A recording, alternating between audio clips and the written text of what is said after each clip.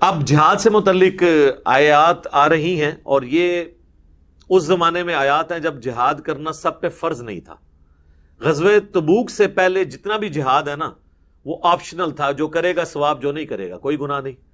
تبوک کے موقع پہ چونکہ رومن امپائر سے ٹکرانا تھا، 1.5 لاکھ کی فوج لے کر کیسر روم جو ہے وہ عرب کے بارڈر پہ آ گیا تھا. نبی الاسلام 30,000 کا لشکر لے کر بنفس نفیس خود تشریف لے گئے. اس سے پہلے اگر کوئی جہاد اور قتال نہیں کرتا تھا تو صرف یہ کہا جاتا تھا یہ کم درجے کا مسلمان ہے، جہاد کرنے والا زیادہ درجے کا مسلمان ہے. ایک دوسرے پہ ملامت نہیں ہوتی تھی. اور یہ اسی کانٹیکسٹ میں آیات آ رہی ہیں کہ جو جہاد کرتا ہے اس کا درجہ زیادہ ہے، جو نہیں کرتا اس کا کم ہے. تو لہٰذا اس کو اس زمانے کے اعتبار سے بھی سمجھنا ہے. غزوہ تبوک کے اوپر یہ فٹ نہیں ہوگی سورہ توبہ کی آیات. آج یہ ویلڈ ہوں گی کہ آج، چونکہ میرے پچھلے دنوں فلسطین کے اوپر بھی ویڈیو ریکارڈ ہوئی ہے کہ آج صرف فوج کا کام ہے کہ وہ لڑے گی. ہم نے جب ان کو ٹیکسز دے کے ان کو پیسہ دے دیا، ہم عہدہ برا ہو گیا. یہ جانے اور اللہ کا معاملہ جانے. حکمرانوں کو اللہ تعالیٰ پوچھے گا. ہم جا کے تو خود بخود وہاں پہ مر کے ان کا مورائل بلند نہیں کرنا چاہتے کافروں کا. یہاں سے پرائیویٹ جہادی چلے جائیں اور جا کے وہاں مارے جائیں تو وہ تو کافروں کا تو خون بڑھ جائے گا کہ اینے مار چھڑے نے مسلمان.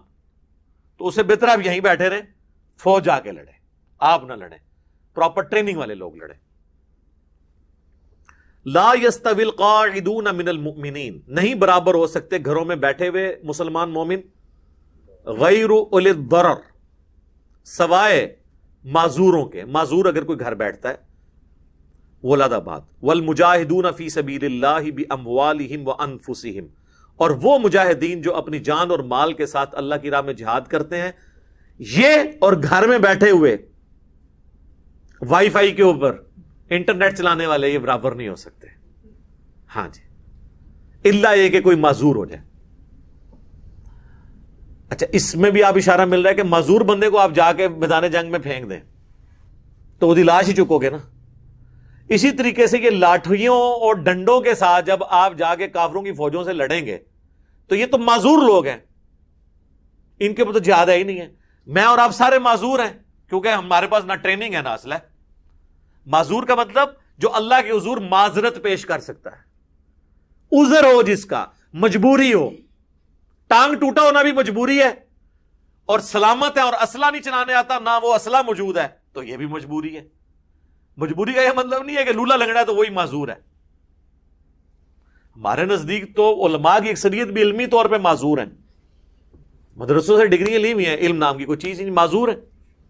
ذہنی طور پہ تو معذور ہوتے ہی ہیں بیچارے. جب مانگ مانگ کے کھاتے ہیں تو طارق جمیل صاحب نے کہا کہ میں نے MTJ کیوں لانچ کی، تو وہ یہی تو بتا رہے ہیں.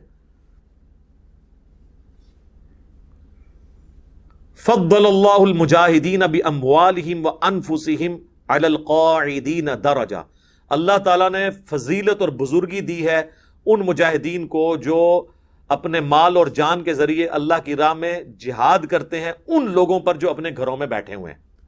وَكُلًّا وَعَدَ اللَّهُ الْحُسْنَى، لیکن اللہ نے سب کے ساتھ وعدہ اچھا کیا ہوا ہے. یہ نہیں ہے کہ وہ جنت میں نہیں جائیں گے، جنت میں دونوں جائیں گے، لیکن سر زمین اسمان کا فرق ہے. اسلام آباد میں آپ کو I-10 کے اندر ایک مکان ملے اور اس کے اگینسٹ آپ کو F8 میں کوٹھی ملے، زمین اسمان کا فرق ہے. جنتوں میں پھر زمین اسمان کا فرق.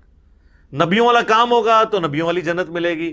33 نمبر پاس، ابھی تو 40 نمبر ہو گئے ہیں پاس ہونے کے بھی، تو پھر اسی قسم کی جنت ہی ملے گی. وَفَضَّلَ اللَّهُ الْمُجَاهِدِينَ عَلَى الْقَاعِدِينَ أَجْرًا عَظِيمًا. دیکھیں بار بار ریپیٹ ہو رہا ہے. اللہ تعالیٰ وہم نکال رہا ہے. دیکھیں بات شروع ہوئی، پھر بیچ میں کی، پھر اینڈ اس پہ کر رہا ہے. اور اللہ تعالیٰ نے بہت فضیلت دی ہے ان مجاہدین کو، اور ان کے لیے بہت بڑا اجر ہے ان لوگوں کے مقابلے پر جو گھر بیٹھ کے پبجی کھیلتے ہیں. کیوں جی؟ جو دین کا کام کرتے ہیں ان پہ بہت فضیلت ہے.